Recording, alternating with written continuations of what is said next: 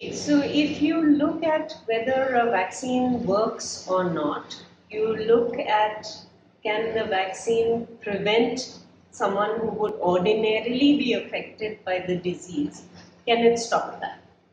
And sometimes it is possible to evaluate a vaccine without necessarily waiting for someone to develop disease, but by taking on a substitute for vaccine efficacy. And usually that is measurement of an immune response. So when a vaccine is evaluated, it goes through multiple stages. In phase 1, you evaluate the safety of the vaccine. In phase 2, you look at immunogenicity. In phase 3, you look at efficacy. But as a standard, usually you do phase 1 in 20 people, you do phase 2 in 200 people, and you do phase 3 in 2000 people.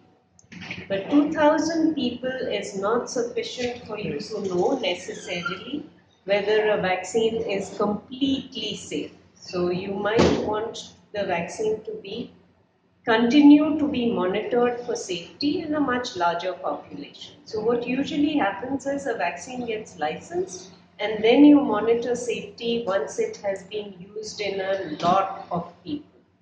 And once it starts to be used in a lot of people, you'll get signals that get thrown out. If you think about 20,000 people, today 20,000 people get a vaccine, tomorrow some of them will have a cold, some will have a fever, some will have diarrhea, some will have something else. How do you know that what they have is not because they got the vaccine the previous day? A causality assessment allows you to look at that. It tries to relate the clinical picture that you found with the vaccine and tries to understand whether the vaccine really caused that condition or not.